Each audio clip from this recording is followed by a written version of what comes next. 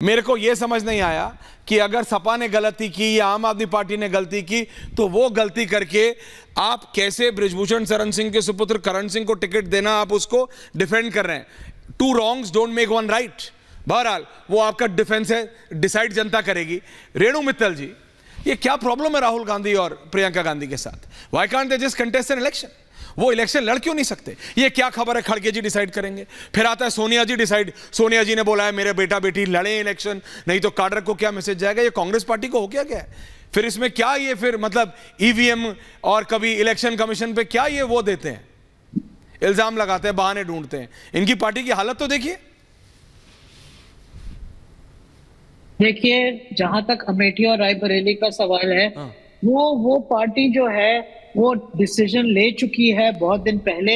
एक ये स्ट्रैटेजी के तौर पे उन्होंने कहा सीक्रेट रखेंगे लास्ट मिनट पे। अब तो बीजेपी का कैंडिडेट भी आ गया कि चेंज ना हो जाए। अब मैं तो इस ना स्ट्रैटेजी से एग्रीमेंट में हूं, ना मैं इसमें हूं कि इस तरह से पॉलिटिक्स करी जाए। आप पॉलिटिक्स करना है, खुल के पॉलिटिक्स करिए, सामने आके पॉलिटिक्स करिए। चुनाव लड़ना है लड़िए, नहीं लड़ना मत लड़िए। तो ये जो कांग्रेस पार्टी और गांधी फैमिली करे, देखिए जो बात है कि खड़गे जी डिसाइड करेंगे, ये बेतुक की बात है। डिसाइड तो गांधी फैमिली को ही करना है। गांधी फैमिली डिसाइड करेगी कि कौन उस फैमिली से लड़ेगा। दोनों फैमिली की सीट है। प्रॉब्लम यह है कि कोई राहुल शायद चाहते नहीं कि प्रियंका चुनाव लड़े। कोई एडवाइजर्स के बीच की लड़ाई भी है।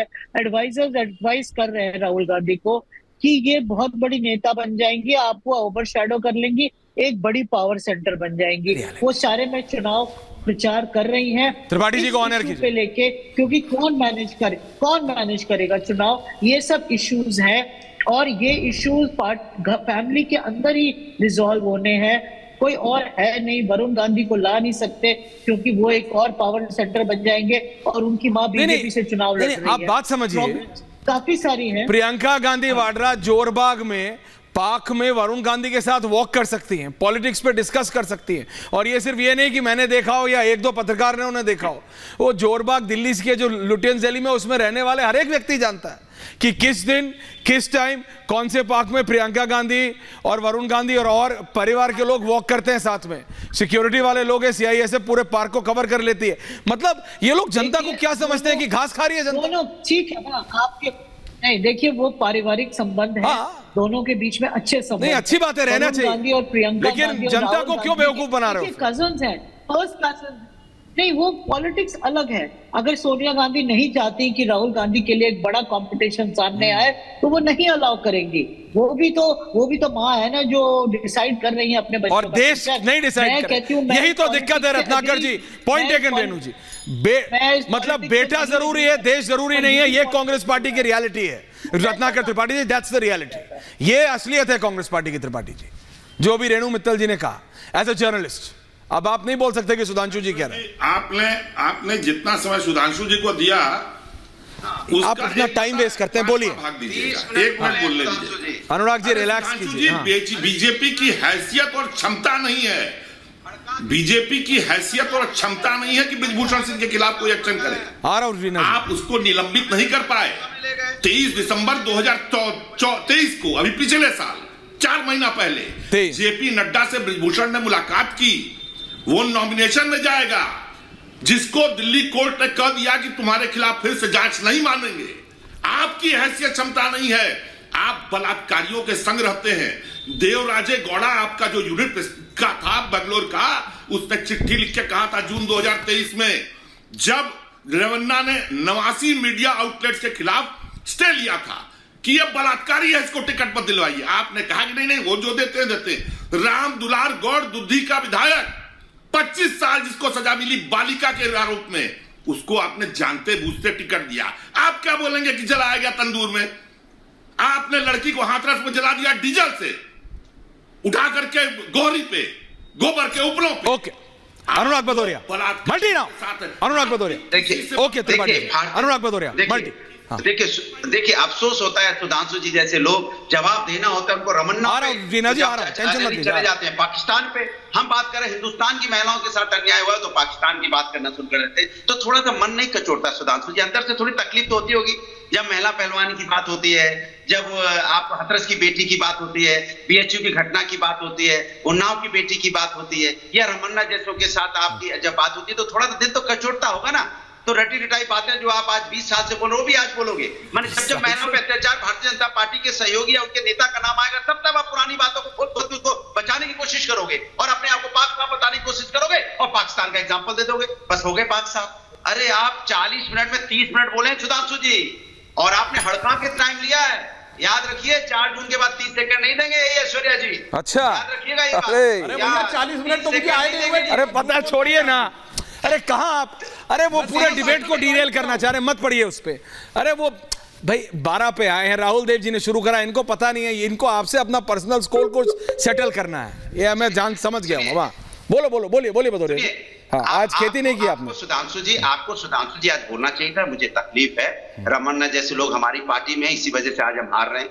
मुझे तकलीफ है कि महिला पहलवान के साथ अन्याय हुआ है, इसके लिए मैं दुखी हूं, क्योंकि हम महिलाओं का सम्मान करने वाले लोग हैं। तकलीफ है कि हमारे पास ऐसे विधायक आए जिनको सजा मिली रेप कांड में। मैं बहुत तकलीफ में और दुखी हूं, और मैं डिफेंड नहीं कर पाऊंगा। भैया नमस्कार करके चले जाते, अच्छा लगता। हम रीना गुप्ता जी, राहुल जी, सुधांशु जी के बाद आखिर में आपके पास आऊंगा। You analyse both the sides. Reena ji. Aishwarya ji, देखिए जैसे जैसे 2 चरण बीत गए और दोनों चरण में भारतीय जनता पार्टी को पता है कि उनकी बुरी हालत हुई है। अच्छा, आप देखिए धीरे धीरे डेस्परेशन और बढ़ेगा और पाकिस्तान की बात होगी, वही जो इनके फेवरेट टॉपिक है, और डेस्परेशन बढ़ेगा और इस तरह की उलझुल बातें होंगी, क्योंकि 10 साल में आपने कुछ किया ही नहीं।